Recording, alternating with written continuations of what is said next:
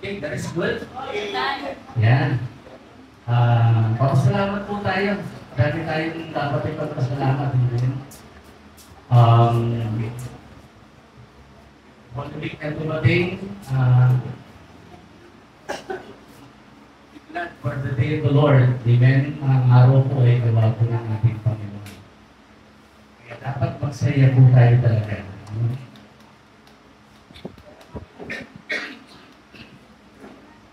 Kasi po yung Jesus na sinampalatayan na natin ay nagbuhay ng Panginoon. So, mostly kasi, every time hear God's word today, mababasa nyo ay puro Resurrection Day. We go on the Resurrection, may mga sumalubong. May araw na to ng sumalubong. Pero, God's good. Kaya, pasalamat po tayo. So, before we start, welcome po na natin si Brother Morris. Yan, kinakayan nyo ba siya? Brother Morris was from Taytay. Ayan, nandito siya last year. Sabi ko salamat at nandito ka. Makasama ka namin. No? Pasalamat din tayo kasi yung mga graduate. Yung mga honor po na graduate. Baka naman, napapakabigan yung mga graduate po namin, mga honors. Talino po talaga mga anak po ng Diyos. Okay? So, let's pray. Maraming Diyos, salamat po, Panginoon, ngayong umaga. Thankful na ang araw na ito ay dapat ipagpasalamat at ipagsaya, Panginoon. Dahil ito yung bahagi na ibigin sa amin, Panginoon. To enjoy life. Habang nandito kami, ay na-enjoy namin ang presence mo, na-enjoy namin ang Word of God, at na-enjoy namin ang aming present life, Panginoon. Salamat po. At sa'yo namin tinitiwala ang araw na ito. You lead us, Lord, and guide us. Patayaan mo na kami, Panginoon, ay patuloy nakakapit sa iyong mabubutin sa iyo. Sa ngalan ng Panginoon Jesus, ito ang aming panalangin, tayo magsabi ng Amen. Okay, Ephesians 4 verse 15, 4:15 po ng Ephesians. Sabi po ng 4:15 po ng aklat po ng Ephesians. Kita nyo na? Sa screen, sabi niyan, but speak the truth in love, we are to grow up in all aspects into Him, which is even. Yun po yung text po natin ngayong umaga. That we have to grow in all things in Christ. Grow up in all things, in all aspects unto Him, which is Christ. Even with this Christ. So yun po yung ating pong pag-uusapan po ngayong umaga, grow up in all aspects in Christ. Ephesians chapter 4. Yung ating pong message po ngayong umaga, grow up in all aspects in Christ. Okay, so introduction po tayo. Sorry, magkakaroon po. Ephesians chapter 4 will be the start po noong tinatawag na practical application. Alam natin, past few months ago na naibahagi na po natin ito sa church. Sabi ko, habang pinapangaral po natin yung buong chapter po ng Ephesians. At the book of Ephesians are divided into chapters. Meron po yung dalawang klase. Yung chapter 1 at chapter 3 deals with the doctrinal, theological section. So yun po yung mababasa nyo as you read Ephesians 1 up to Ephesians 3. Naginala? Wala kasama na. Ephesians 1 up to chapter 3 deals on the theological reflection or the theological teachings. Then on chapter 4 up to chapter 6, we are going about the practical applications. So pag pinabasa niyo yung book of Ephesians, makikita niyo po na there are two sections. The theological section and the practical applications. Siguro, tataka kayo, bakit hindi Resurrection Day? Sabi na, ano ba preach natin today? Resurrection Day. Sabi ko nga po, our Lord is risen 2,000 years ago. Our faith is being founded in the doctrine of the apostles and the prophets. And Christ is the head and the founder of the church. So, very basic na lang po yun. So, yun po, growing up, aspects in Christ, tapos na po tayo sa chapter 1 up to chapter 3. Tapos na po yung ating theological teachings. Chapter 1 deals on the blessedness and blessings in Christ. Chapter 2 deals on that we are saved by grace. Chapter 3 deals on the manifold wisdom of God being made known in the church. So yun yung tatlong bagay. As you read Ephesians, the whole chapter of Ephesians 1 up to chapter 3. Now, sabi po ng Ephesians 4:1, start on Ephesians chapter 4 verse 1, sabi po ng author po nito ay therefore. So magsisimula tayo doon sa word na therefore. So ibig sabihin, the whole chapter 4 will be centering on the practice of the believers. So application type na po tayo. Now we are talking about more on the application type ng the book of Ephesians. Sabi po ng Ephesians 4:1, as you read that, sabi diyan, therefore, I, the prisoners of Christ. So yung word na therefore po ay transitional, meaning to say another subject is being introduced. Kasi tapos na po yung theological teachings, then the word, chapter 4 verse 1, centers and starts with the word therefore. So it is the applicatory type.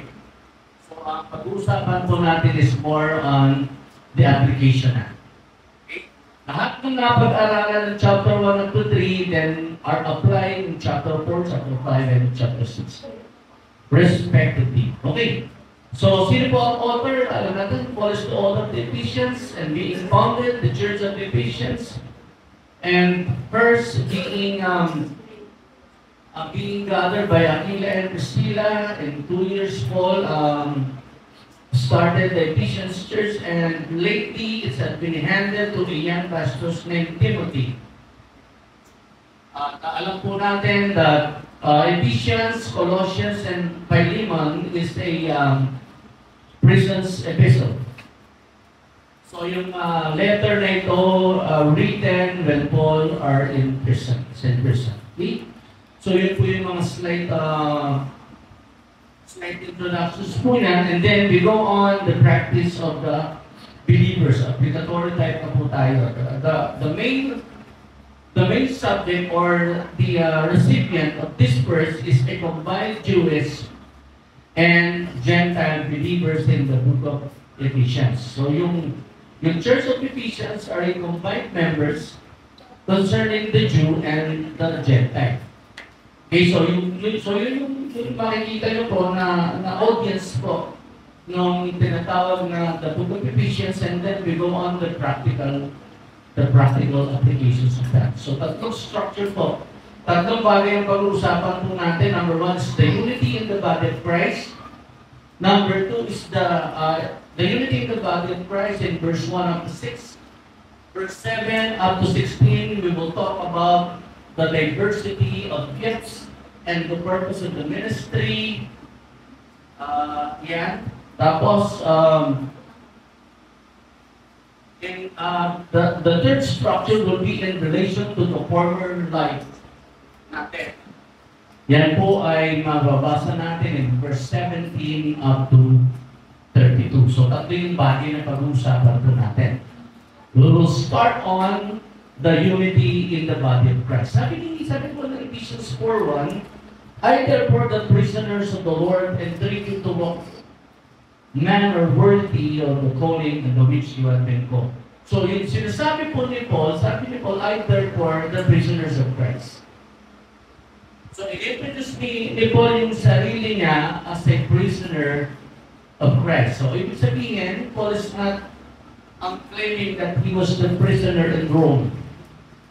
He was obliged and the prisoner of Christ. So, lahat ng ginagawa niya will bring glory to his master, the Lord Jesus Christ. Sabi po ng verse 1, hindi to walk manner worthy of calling in verse 1. The first structure was unity in the body of Christ. Sabi po, in verse 1, sabi po ng author ng Ephesians 4:1, I entreat you, sabi niya, to a manner worthy of your calling. Yung walk po ng manner or worthy of your calling or the manner of worthy of calling, ang Greek counterpart po nan is to be everything the Lord desires for them. Ibig sabihin, when Paul says that we walk manner of the worthy, ibig sabihin yan, that everything God's desire for us must be done. Tayo po ay lalakad doon sa kung saan bagay tayo pinakalakad po ng ating Panginoon. Amen? Alam mo natin na lahat po tayo ay tinawag po ng ating Panginoon. Amen? So when God called us, kung tinawag po tayo ng ating Panginoon, Ephesians 4:1, nang tayo po'y tinawag po ng ating Panginoon, we walk worthy of the manner of our calling. Ibig sabihin po that everything God desires, we will do. That is the purpose of our calling. To give glory to God, to bring Him all the praises, to bring Him all the glory, and the desire of our Lord. And that's the reason why when we pray that the will of the Lord be done sa buhay po natin. Okay? So yung po yung first structure po yan, and how we walk on the manner of our calling, paano natin gagawin yan. And in verse 2, we walk with humility, we walk with gentleness. Tayo daw po ay lumakad ng may kapakumbabaan, ng may kahunahunan, may pagpapahinuhod, at merong pagpapasakit ng may pag-ibig. So how can we walk manner worthy of our calling? We walk with patience, we walk with humility, we walk with gentleness, and we walk with patience, and we walk with forbearance in love. Alam natin, sinasabi mo ng banal na kasulatan that love is the fulfillment of the law. When Christ called us, He called us to walk worthy in the manner of our calling. Nang tinawag tayo ng ating Panginoon, tayo ay tinawag ng karapat-dapat in what way? Lumakad tayo bilang mga tinawag ng Panginoon ng buong pakakapakumbabaan. Tinawag po tayo ng buong kahinahunan, with patience and gentleness, forbearance in love. Hebrews 13 verse 1 says that, let brotherly love continue. And the salvation of the commandments of God, when some people ask the Lord, what is the greatest commandment? The Lord says, it is love. It is love your God and then love your neighbor as well. So yun po yung manner, so yun po yung character that when we are being called by God, we walk according to the calling of God. And when we walk according to the calling of God, in what way? We walk with humility, we walk with gentleness, we walk with patience, we walk with forbearance in love, as you can see in verse 2. Okay? The first structure was the unity in the body of Christ. First we can see is we walk in the manner and how we walk in that manner of walking. We walk with humbleness, we walk with gentleness, we walk with patience, and we walk in forbearance in love. And sabi po ng verse 3, tinito sabi ng verse 3, sabi niya, being diligent to preserve the unity of the Spirit in the bond of peace. Sabi po sa New American Standard Version, ang sabi na, being diligent in verse 3 to preserve. Alam niyo po, ang ibig sabihin ng word na preserve po dyan is to maintain. It is our calling to maintain the unity in the Spirit. tinawag po ng ating Panginoon. Tayo po itinawag po ng ating Panginoon, and then when God called us, the Lord told us, the Bible tells us that we walk worthy of that calling. And in what way that we can be worthy of that calling? We walk with perseverance, we walk with patience, we walk with humility, we walk with forbearance and love. And sabi po ng verse 3, and we preserve and we maintain united in the Spirit in the bond of peace. So that even in the church, it is being encouraged sa atin na habang tayo magkasama sa church, we have to maintain our unity in the Spirit. Alam naman po natin that there is a idiomatic expressions na mababasa po natin that when we are united, we stand. When we are divided, we fall. Kaya po yung bahagi po ng unity in the spirit, and the first structures of what we are saying today, mga kapatid, is let us walk the manner of worthy of our calling. Tayo ay lumakad ng karapat-dapat na may kasamang pagpapakumbaba. Ang mga Kristiyano ay dapat mapagpakumbaba. It is the application, it is the practice of every believer to walk humbly with their God. Diba, sabi po ni Peter, God opposes the proud and gives grace to the humble. Pinagpapala po ng ating Panginoon, yung tinatawag na lumalakad na iba, papakumbaba. Pinagpapala po ng Panginoon yung mga gentle in the spirit. Naalala niyo ba yung Luke chapter in Matthew, sabi niya, I sent you as a dove in the midst of the wolves, be gentle as a dove. Okay. So yun po yung manner, yun po yung unity in the spirit that we can see that being heard and being preached, mga kapatid, dito po sa pinag-uusapan po natin, that we have to grow up in all aspects of our Christian life. The first thing we do is to walk the manner of worthy of our calling. In what way? Sabi ng banal na kasal, we walk with humility. We walk with patience. We walk with gentleness. We walk with forbearance and love. And we maintain the unity of the Spirit. Alam niyo po, isa po sa number one gawa ng kaaway is to sow discord inside the church. Kasi once na wala po yung unity in the body of Christ, then the church will start to fall. Kaya tayo po, di ba? We have to be on guard dahil alam natin that anytime soon when we are neglecting each and every one of us, the seed of discord will eventually sow inside our church. And we became disunited, and then the church hates. Amen? Okay? So, sabi po ng verse 3 that we preserve and maintain the unity in the Spirit, and verse 4 and verse 4, verse 5 and verse 6, that you can see the spiritual oneness. You can see the spiritual unity on why we are worthy of manner of our calling, and what is the character of our walking in the manner of our calling, and what is the main purpose of the spiritual unity, mga kapatid, because sabi po ng verse 4 and verse 4 and verse 6, sabi po dyan, the spiritual oneness, because there is one, kasi meron lang iisang katawan. There is one body. There is one spirit. Walang ibang espiritu. Malaking S po yan. Merong isang Espiritu Santo lang. Merong isang Panginoon, which is the Lord Jesus Christ. We have one faith. One baptism in the name of the Lord Jesus Christ.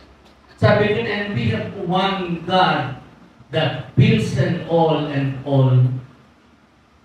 every one of us. So yun po yung first structure na makikita po natin. No? In the practice of every believers, we have to preserve the unity in the Spirit. We have to walk manner worthy of our calling with humility, with perseverance, with forbearance, and with patience, in able to preserve the unity in the Spirit. Why? Because there is one God, there is one Lord, there is one Spirit, there is one faith, there is one baptism, and there is one body. That is the church. So yan po yung first structure na makikita niyo po ngayon po umaga. Kasi po yung chapter 4, chapter 5, at chapter 6 is the obligatory chapter of the book of Ephesians. Actually, tatlo yan eh. Tatlo po yan. Kung titignan yung mabuti yan, doon sa sumulat Charles Riley, yung isa sa theologians na gumamit po na nagkaroon siya ng dissertations po ng book of Ephesians. Ang sabi niya, the Ephesians church is the practice of the believers. In chapter 4, verse 1, 6, and 9. Tatlo po yan. Sabi niya, the practice of believers. In chapter 4, in chapter 5, sabi na, in chapter 5, the protection of the believers. And in chapter 6, ang sabi niya is the position of the believers. So, kailangan po natin gawin yung mga bagay na sinasabi mo ng banal na kasulatan sa atin. Kasi tapos na yung theological reasoning po ng aklat po ng Ephesians. And we go on the practical side of the book of Ephesians, then we go on the first practice of the believers. Ephesians 4, 5, and 6 is the practice of the believers. Number 1 po is the unity. The number 1 struggle is in the unity and the Spirit, and the second part, mga kapatid, goes on the diversity of gifts.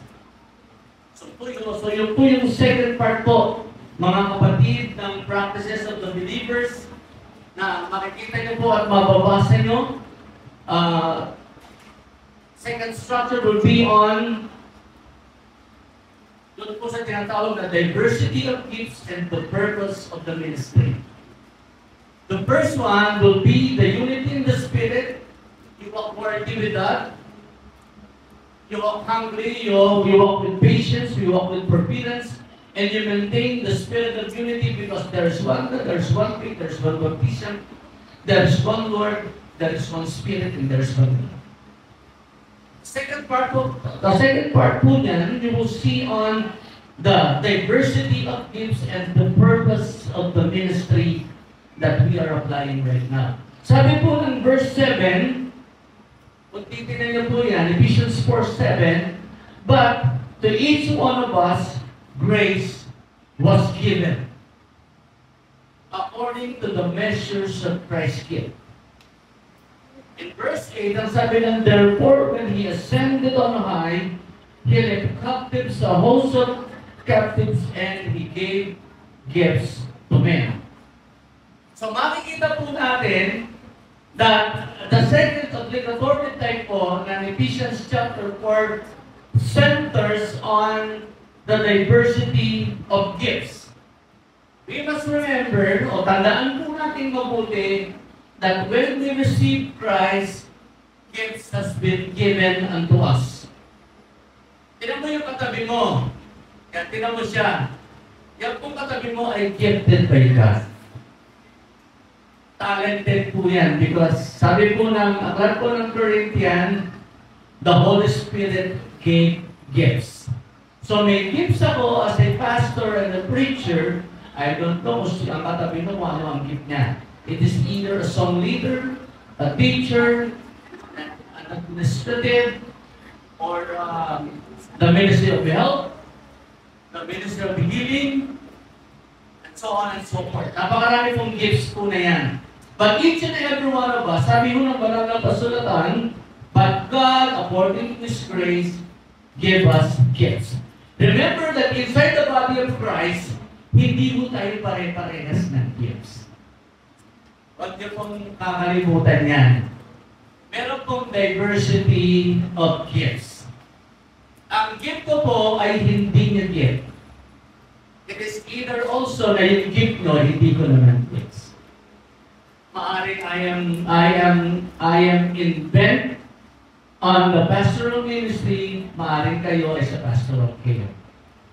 Maaring ang gift ko ay to preach, maaring ang gift ng katabi mo is to teach.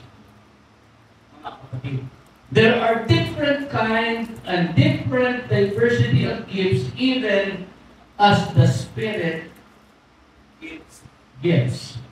So the Holy Spirit po yung bestower ng gift. Minsan may nagtanong sa atin, what are the purpose or what is the purpose of spiritual gifts? Maybe you are speaking in tongues, maybe you are prophesying. May nagtanong po na kay Bishop Tyson, ano bang purpose ng kaloob ng Espiritu Santo? I remember that clearly, sinabi ni Bishop Tyson na yung gift daw na binigay sa iyo ng Panginoon, kaya niya yan ibinigay sa iyo para pagandahin ka. Sabihin mo niya sa katabi mo para pagandahin ka. Hindi babaguhin na itsura mo, pangit pa din ako, sabi pagandahin. Hindi po. Why? Because we are useless. Because we are sinful. And that's the reason why when God gave gifts to us, yung dating natural, nagiging supernatural. Diba, dahil nga Biblia sa atin, merong nangangaral, merong nagpapalayas ng mga iba't ibang klase at uri ng mga demonyo sa kapitbahay. Diba, may karamdaman, then the Lord leads us to pray for that and the healing receives. Kaya po yung purpose ko ng reasons for us yung gift para to make us more attractive. And every time that we use the ministry gifts that God has been given us, God is glorified. Lahat po yung gifts na yan are being designed not for your own glory, it is for the glory of God. Okay? So ngayon, tingnan po natin, sabi dyan, in verse 9, now this question, what does it mean? It said that He also descended on the lower parts of the earth. In verse 10, He descended He Himself also ascended above all the heavens that He might fill all things. In verse 11, tingnan niyo mabuti. And He, that is God, gave some, ano po? Gave some. Hindi po everyone. God gave some, and He descended and He gave some as the apostles, some are prophets, some are evangelists, some are pastors, and some are teachers.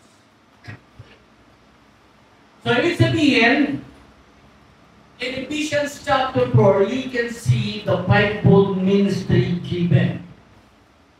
Nasa applications po tayo, ha? So, nung nagbigay ng Panginoon ng gifts, He first mentioned the fivefold ministry gifts. Merong mga apostol. May apostol pa ba ngayon? Meron pa ba? If you study your Bible, there are only original 12 apostles. Meron pa ba mga prophet ngayon? I don't know, kasi maraming lumalabas na prophet, pero sometimes they are false prophet. No? Meron pa ba mga evangelists ngayon? Yes, marami pa rin evangelists today. Yan yung mga nangangaral, yan yung mga pumupunta sa mga sa mga liwasan at nangangaral, operation of the gifts. There are evangelists. hindi ibang lihis, evangelist, na nangangaral po ng salita ng Panginoon, and the Lord gave some pastors in the church. That is plural. Naglalagay po ang Panginoon ng mga pastor sa loob ng iglesia at naglalagay din ang Panginoon ng mga teacher sa church. We see, mga kapatid, as for our teachings today, we know for certain that pastors only belong to a group of men. The preaching and the pastors' ministry belongs to men. And the teachers belongs to the women. Minsan, as you can see in the Lord Jesus Christ, Acts 4:12, we never recognize a woman pastor. But we cannot judge them. Amen? But since this is our church, we strongly believe that pastoring the church is more on the work of men. Trabaho po yun ng lalaki. Amen?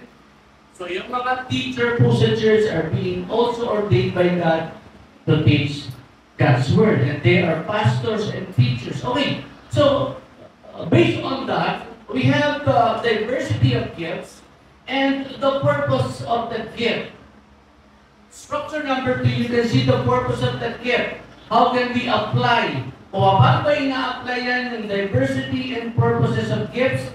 Sabi po ng verse 12 up to verse 16, you can see, mga kapatid, kaya po dinesign po yan. And in verse 12, you can see that verse 12a, number 1 is for the equipping of the saints. The reason why you have pastors and teachers in this church, the main idea was to equip you, to train you, to make you ready, ihanda kayo turuan, kayo ay aralan. Yan po ang trabaho ng mga pastors, mga teachers in the church. To equip you, equipping of the saints. Ang sabi ng verse 12, ang sabi ng for the equipping of the saints for the work of service. So yun po yung trabaho ng mga pastor sa loob ng church, is to encourage you, is to equip kayo para sa gawain dito sa loob ng iglesia. So yun po ang trabaho namin. Trabaho ng mga teachers is to train us, to equip us. What else? Sabi niya in verse 12b, for the building of the body of Christ. Para patibayin, para palakasin ng iglesia po ng ating Panginoon, that is for the equipping of the saints for the work of service to the building up of the body of Christ. What else? Sabi ng verse 13, you can see that yung mga manggagawa po yung diversity and purpose of the gifts so that we can attain the unity of our faith. Sabi po ng verse 13, and then we also the unity of the faith and of the knowledge of the Son of God. Yung unity in faith and knowledge of the Son of God and into a maturity believers. So yan po yung purpose ng gifts. Yan po yung diversity of gifts. Yan po yung purpose ng gifts. Mga kapatid, binibigay po natin yung mature and stature ng mga mananampalataya until they come that they will see in their lives na sila ng mga mananampalataya ay mga matitibay na sa gawain po ng ating Panginoon. And that's the main purpose. And that is the main work of the pastors and the teachers inside the body of Christ. Ang trabaho po ng mga manggagawa sa loob ng iglesia is to train you, to equip you for work of the service, to educate you, to build you up on your faith, to attain the unity of the faith, and to come into the knowledge of the Son of Man and become mature in Christ. So pag hindi yan ang itinuturo namin, you will never attain this. Pag hindi po namin na ituro yan sa inyo bilang mga pastors and teachers in the church, we can never come into spiritual maturity. Kaya nga po may tinawag na pastor to help you. May tinawag na teacher to equip you. May tinawag na mga manggagawa sa church para i-enforce sa atin yung building of the unity in the body of Christ. may mga tinawag na teachers to teach us the knowledge of the truth in Christ Jesus.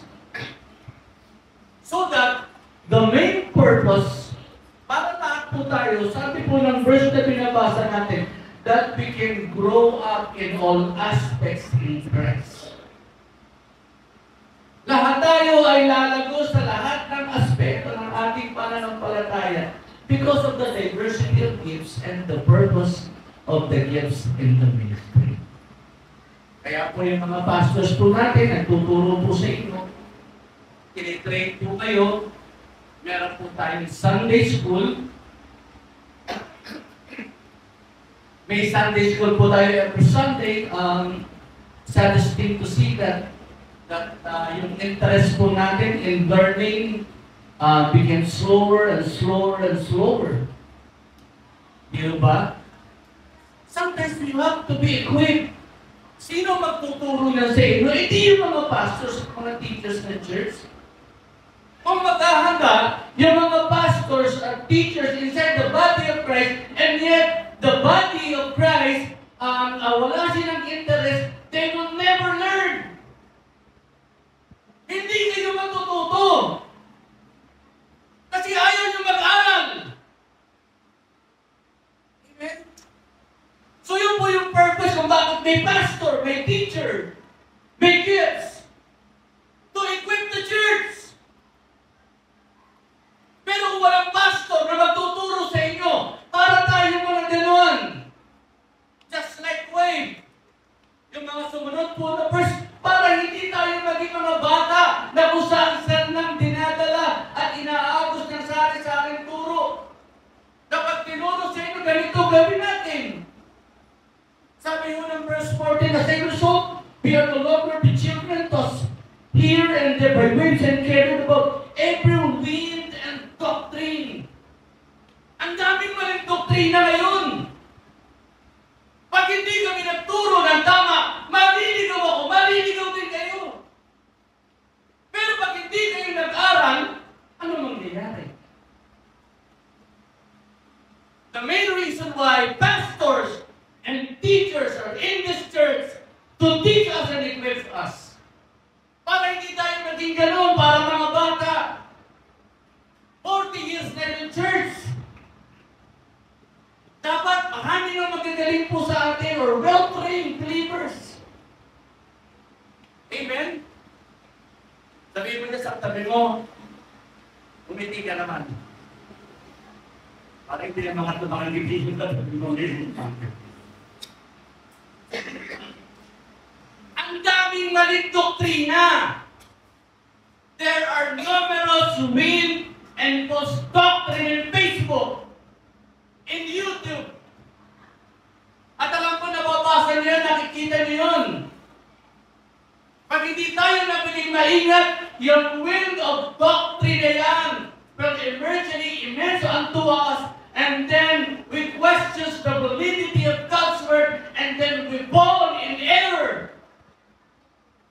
And that's the reason why yung Ephesians chapter 4 are being mentioned as a Bible ministry. The pastors and the teachers and the evangelists are irresponsible and in responsibility to teach and equip and attain for maturity in bawat member ng church.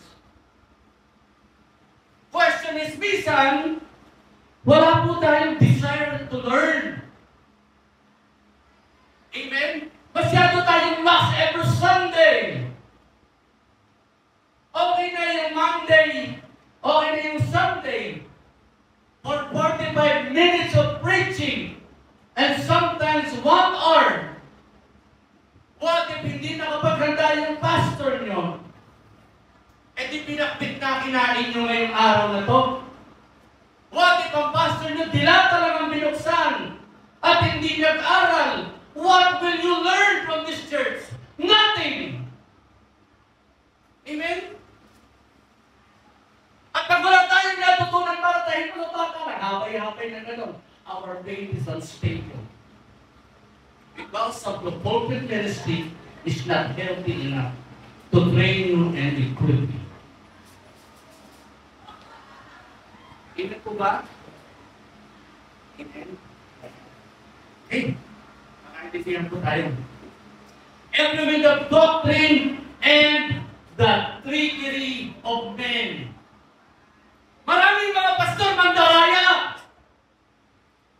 Maraming mga pastor na loloko ng church. Isa dito. Pastor, naloloko pa po yan. No? Ito yun. I never judge them because the Lord will judge them. We don't have the rights to judge the pastor or the teacher in the church because their responsibility is before God. Pero merong wind of doctrine, merong false doctrine, merong false teaching na naririnig natin, akala natin tama, pero ang sabi doon, coming trickery of men. Mga nandadaya lang. Sasabihin doon, you give 10% of your tithes, you give more, you give more. Ginagatasan ng church. I remember one time nanood ako ng YouTube. Nakita ko yung isang pastor po na Pilipino. Babae pa yung aral, di ba? Sabi na naman kayo, ang hirap ba ng church, no? Ako ay give 120,000 today. Kapag kayo nagbibigay din ng malaki. Oo, sabi ko. Di ba? And one time, I didn't take care of him. There are this happened. Kasi ano lang po, kwento lang po ito. Our pastor in Valenzuela, he invited a pastor in the church. Invite siya. Ikontuwa kami, galing ng pastor. Tapos pagdating ng altar call, kinuha ng pastor yung gold ring niya. Ha? Pinuksan yung offering basket. Sabi ng pastor, I challenge you today. And gusto yung pagpalain kayo ng Panginoon. Lahat ng mabubuhan mo ilan-ilan dyan. This is what the Lord says. Siyempre, ulat kami.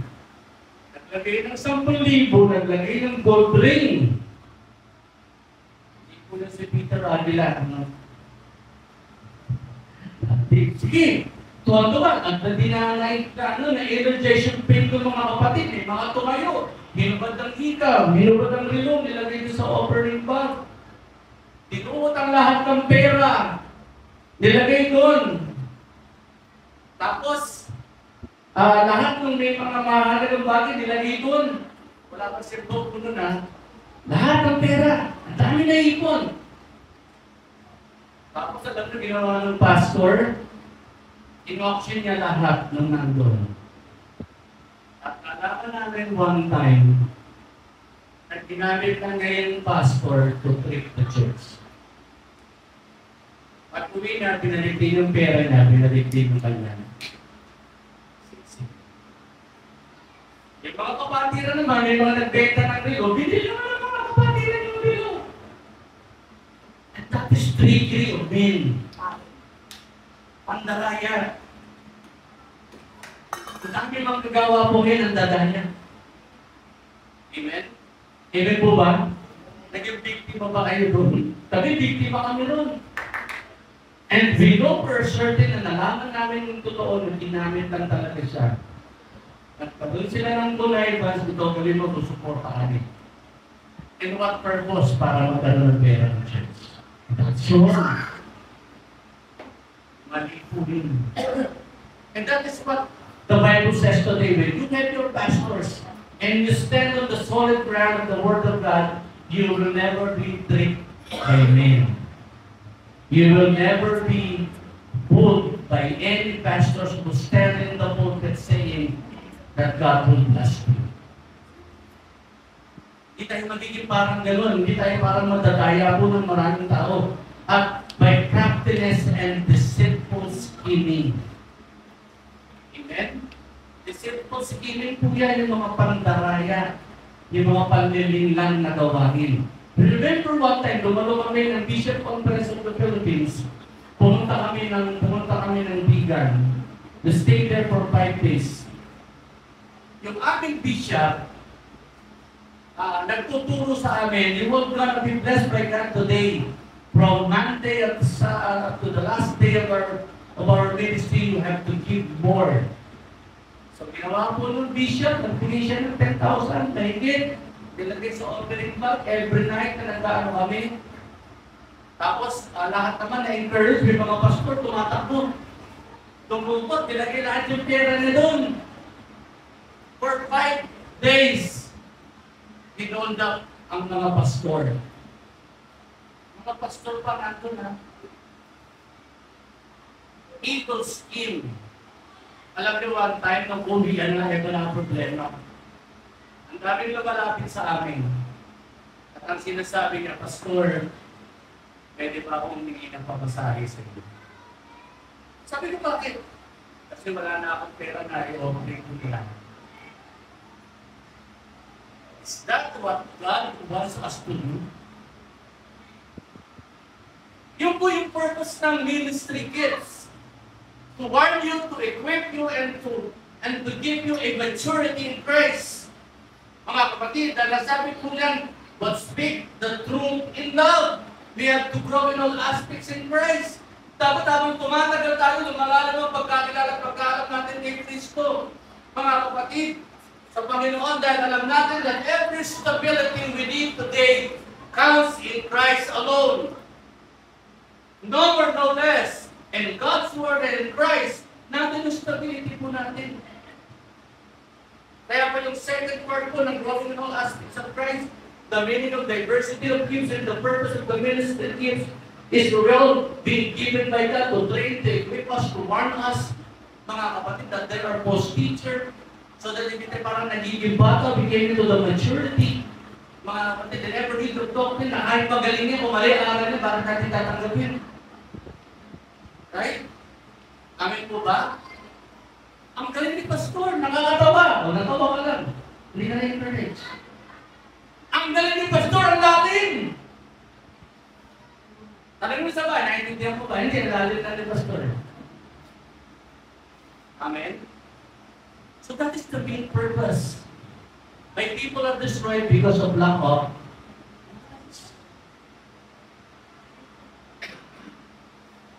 Kaya kung magpasalamat po tayo, 4 ang ulo ng pastor dito. Amen? Nandito ako. Nandiyan si Papa Ed. Nandiyan si Pastor Ismael. Nandiyan si Reverend Jan Torres. I don't think na maliligaw pa kayo lahat. Amen po ba? Amen? Lahat po ng mga pastor dito are well trained. Bago po kami tumayo dito, pinag-aaralan namin. So that your faith will not rest on the wisdom of men, but on God's Word. Amen? Okay. Last po, dala po tayo sa structure 3 in relations to our former life. In verse 17 up to 20, ang sabi dyan, we are being commanded in 17, this I say therefore again. That is a repetitive phrase from verse 1 and up to verse 17. And sabi yan, I say therefore, and affirm together with the Lord that you walk no longer as the Gentiles also walk in the futility of their mind. So yun po yung unang-una. Unang gawain ng mga mananampalataya is to walk away from our former life. Lumayo na po tayo dun sa ating lumang pagkatao. In verse 17, the futility of your mind. Sabi ng verse 18, darkened, excluded, ignorance, and hardness of heart. Kasi yun yung dating buhay natin eh. Nung wala pa tayo kay Kristo, mga kapatid, ang sabi yun ng banal na kasulatan, tayo ay lumalakad sa lakad ng sanlibutan nito. And we have desires on this earth, and this worldliness is on us. Sabi yun ng banal na kasulatan, in verse 17, we have a futile mind, mga kapatid. No, yung ating kaisipan ay hindi tama at hindi maayos, that we are darkened, that we are excluded, we are ignorant, and we are hardness of the heart. we are callous, we are sensual, impurity with greediness. Yan po yung sinasabi po ng 17 hanggang 19. That is our former life. Now, when we are saved by grace, and we receive the blessings of God through Christ, mga kapatid, ang sabi ng Ephesians 4, verse 17, that we have to walk not according to our former life. Tayo po'y pinaalis na ng Panginoon. Kung dati yung buhay natin ay dormi, hindi na tayo pinapalakad po ng Diyos na. Why? Kasi nasa sa atin na si Kristo. If anyone be in Christ, he say, you praise Him that you walk not according to the Gentile walk in the futility of your mind. They are darkened, they are callous, they are excluded, they are ignorant, their hearts are hardened. Mga kapatid, they are sensual, they are impurity with greediness. Yun ang buhay natin dati. When we received Christ, the Bible commanded us that we walk not on this pattern of life. I remember one time, in prediction ni Pastor Ismael, ang sabi niya, every time when you learn Christ and you receive Christ, you are being transported from the kingdom of darkness, and then Christ brought you into His kingdom. You are now in the kingdom of Christ. When there is life, there is life. There is forgiveness. And there is eternal life. There is blessing. Dati ang buhay natin namin tayo sa darkness. When we receive Christ, transported na tayo. We are now on the kingdom of God. Wala na yung lumang pagkatao natin. Kaya nasabi ng verse 17, therefore I say and affirm together with the Lord that you walk no longer in your former life. Bago na po tayo ngayon. Amen? Amen po ba? Hindi na tayo dati makasalanan.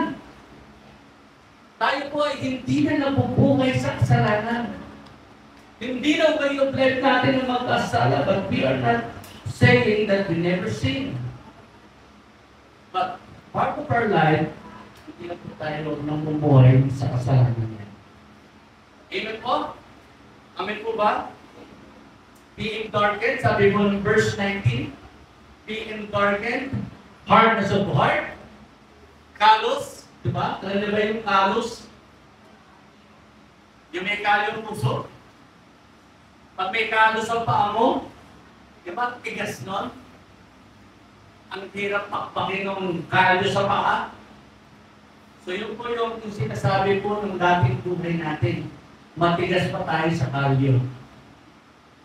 Sabihin mo nga niya sa basa at sabi mo, mas matigas ka pa ba sa kalyo ngayon? Siyempre hindi na yun price in your life. Amen?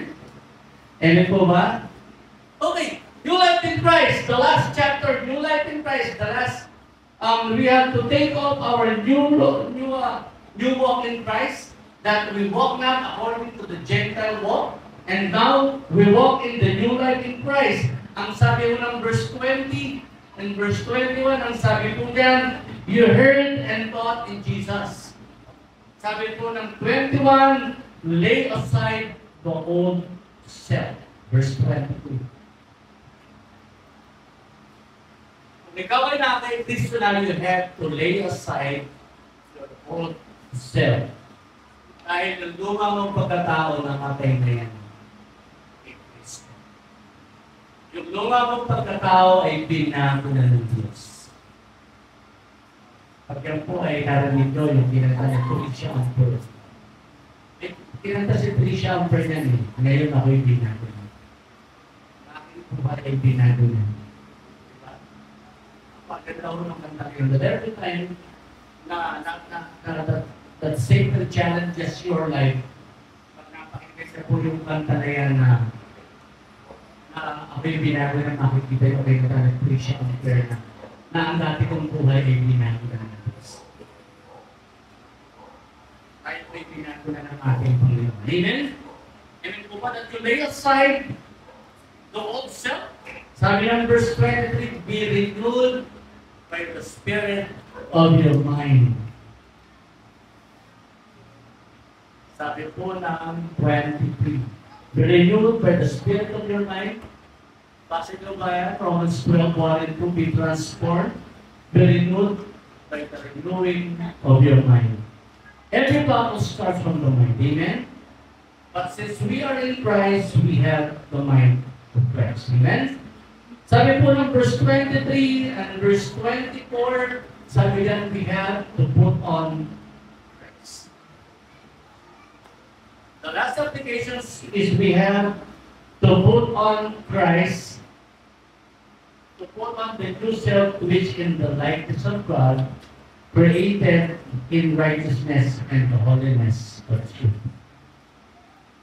At sa atin na po yung imputed righteousness ni Christ. Sabi ng verse 24 that we put on our new self. In verse 25 and verse 27, lay aside every falsehood. Lay aside every falsehood, every anger, and do not give the devil an opportunity. Sabi po ng verse 27.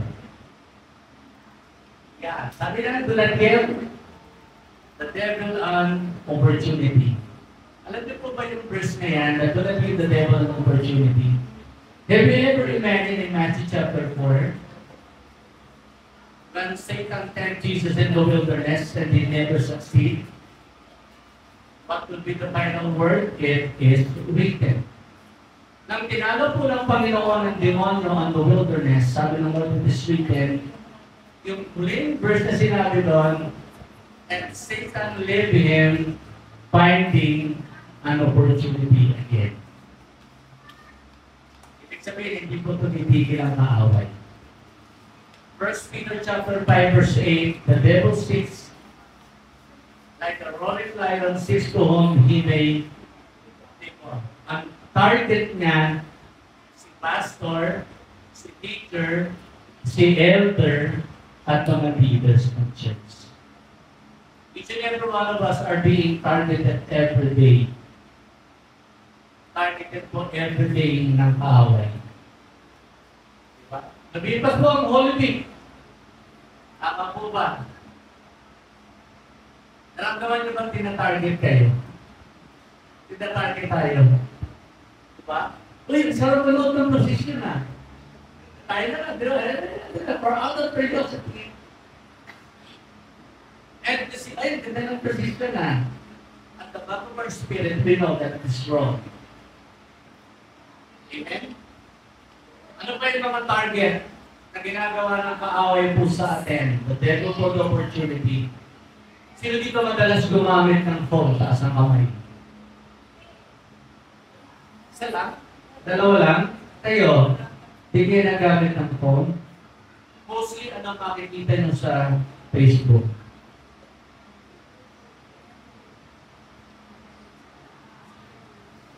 Ano number one makikita nyo?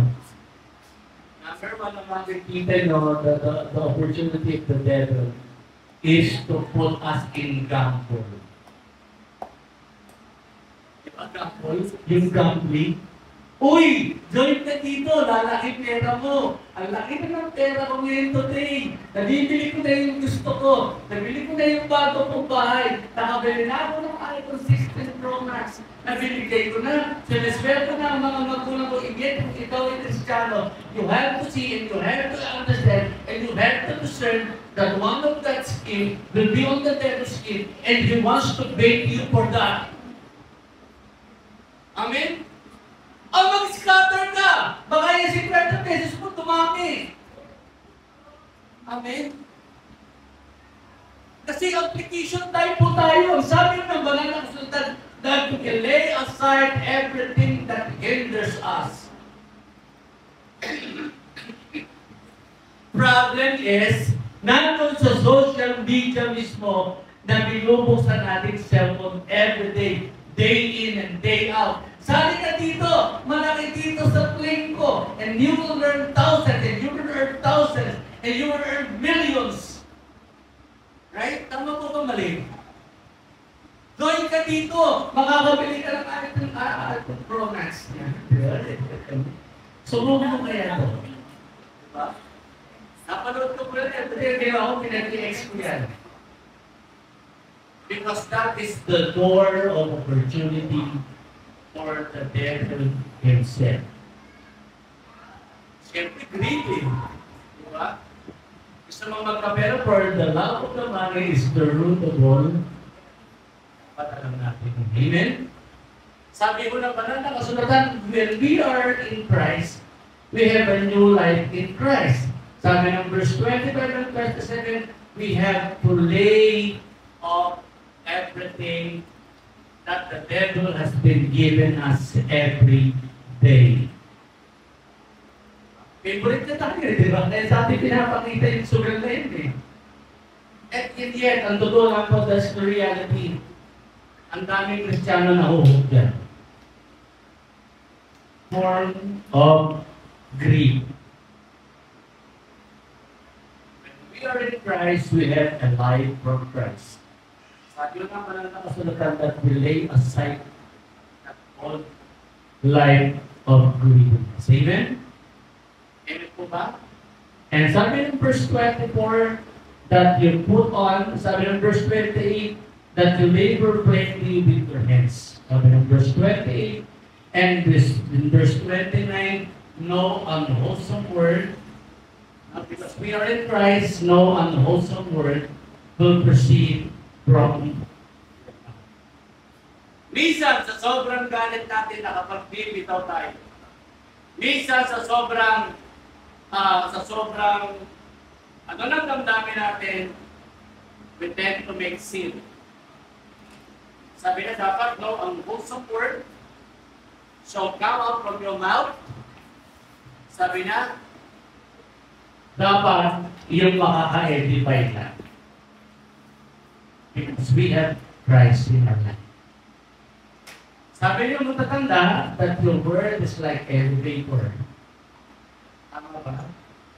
Sabi niyo your word is like elevator that is either will take you up or will take you on the ground or down. Ayaw po natin Kristo dapat speech po natin tends to edify believers. Amen? Okay? And sabi ng verse 30, and grieve not the Holy Spirit. Do not grieve the Holy Spirit. It is our life. The Holy Spirit resides on us. Sabi nga, huwag natin pighatiin ang Spirit. Paano ba natin pinipigati? Pag hindi mo natin hinahayaan, makakilo siya sa buhay natin. Paano ba napipigati ang ng Espiritu pag tayo gumagawa ng kasalanan, hindi siya makakilos? Paano po natin pinipigati ang banal na Espiritu pag hindi tayo nakikinig sa sinasabi niya? Diba? Sabi ng Revelation, speak for what the Spirit says. Speak to our hearts. Amen? At yung sabi po yung huling-huli, put away, since you are in Christ, this is the application type, put away clamor. Alam niyo ba yung word na clamor? Yung clamor po, sakitan. Pag Kristiyano, dapat hindi nananakit physical. Amen? Ano pa? Put away clamor, bitterness, anger, slander, and malice. You know what means by the word slander? Speaking against the integrity of another. That is slander. Tawag po doon ay paninirang puri. Kaya manira ng puri ng iba. At ang sabi ng verse 32, be kind-hearted, tender, and forgiving. Christ forgive us, we too must forgive. Amen? So ngayon po umaga, this will be the application type. Pangalan, from verse 1 to verse 32, na binuo ko na so that we cannot go back on that application type of this. Tandaan po natin that we have to grow in all aspects in Christ. In what way? Sabi mo ng banal na kasulatan, we have to preserve the unity in the Spirit. Number 2, mga kapatid, the diversity of gifts we have are being designed to equip us, to use us for the work of service. And the last one, in relations to our forward life, we have to lay aside everything. Tandaan nyo, ang sino ng kay Kristo ay bago ng nilalang. Tayo po ay inuutusan po ng ating Panginoon lumakad sa panibagong buhay. When Christ died and ascended, sabi mo ng Romans chapter 6 verse 4, so that we can walk a newness in life. If everyone be in Christ, he is a new creation. Let us grow up in all aspect. No? Tayo po ay lumago. Yung applications po ng chapter 4 ng Ephesians are encouraging us, ini-encourage tayo to grow up. In what way? Let us preserve the unity in the Spirit. Let us walk humbly. Let us walk worthy of our calling, mga kapatid. Let us use the gifts we have to equip, to train. Yung pastors ko, yung mga teachers nyo in the church will be highly appreciated and at the same time will be responsible for them. And the last one, that we have to lay aside everything we have. We have to lay aside and set aside our old self and walk in the newness of life. Dahil tayo na kay Kristo na, tayo iba't na. Amen? Ang lahat ng bagay ay bawang nagsilipas na at ngayon tayong lahat ay bawang. Amen? So yung kapatid mo, mukhang bago mo ba yan? Nagbago ba? Nagbago ba? Yes, nagbago po kayo. Nakita ko yung pagbabago ng bawat isa sa atin. Na dati tayo ay mga patpating, ngayon ay magaganda at malulusog na kapipito. Ang mga Kristiyano habang tumatagal, tumatagdahan yung magwapo. Si Brother Michael, gwapong-gwapo na ngayon. Si Kuya Ma, si Pastor Ismael, pag nakasalubog nyo, iisipin nyo, binata pa. Kagalis-galis ka sabi.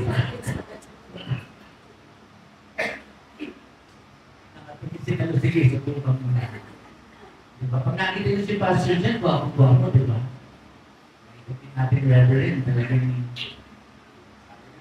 si Pastor Ed, Papa Ed, 70 years old na, pero makita nyo yung hanggang ngayon, simpatiko pa rin. Hindi po ba? Ano ba kayo doon? Tita? Si Tita natin doon yun, diba? Kasi ang kalakasan ko ay galit sa Diyos. Amen? So yung father, because pinagin ako 72 years old na yet talagang yung kalakasan na natin pa. Isig na sa umaga, talagang nakita yung naghahanap buhay ko. It is because the grace of God nasa buhay ko nila. Nasa buhay nila yung grace, nasa atin din yung grace, amen? Kaya po, makikita mo yung how God transform us from darkness into His light. And you can see one day, magkakaroon na tayong millionaire member. Hindi si Ate Anet yun, mga kapatid ko. Diba? God is blessing the both of our hands today. Amen po? So you never imagine that even Sister Malu, tatlo na coaching na today. Grabe yung bilang blessing, di ba? Kaya, pag sumakay, ano sasakyan mo ng Sunday? Ano sasakyan dito mo ng Sunday? Yan, Fortuner lang, no? Amen? Fortuner lang sa sakyan ni Tita Malu. Ni Ate Malu that time. Dahil makita nyo how God bless him exceedingly and abundantly. Kung binibless siya ng Lord, lahat din tayo bahagi po. We have to continue in the kingdom of God. We have to continue serving the Lord. And we have to grow in all aspect we have in Christ. Amen? Let us pray. Lord, salamat po, Panginoon, ngayong umaga. At nagpapasalamat kami dahil beyond this year's, Panginoon, you're still giving us health, giving us spiritual life, at higit sa lahat, nariyan ka patuloy, at kami ay ginagabayan upang alisin lahat, Panginoon, ang mga bagay na nagiging pabigat ko sa amin. We are enjoying your day, Panginoon. We are enjoying the rest of our life, Panginoon. Gaya po ng sinabi ng Ecclesiastes, what a man can do was to enjoy his life. I-enjoy namin ito, Panginoon, dahil ikaw ay nariyan sa buhay ko. Salamat po as we go on the application, Panginoon. that we have to preserve the unity in the Spirit, that we have the diversity of people, praying to equip us, Lord, and the last part will be, mga kapatid, yung mamuhay kami, ang buhay namin ay tinatala sa iyo araw-araw. Salamat po at sa iyo ang lahat ng aming pasasalamat at pagpupuri sa pangalan ng Panginoong Jesus. Ito po namin panalangin, tayo din magsabi ng malakas na. Amen and amen. Palapakan po natin ang Lord. Okay,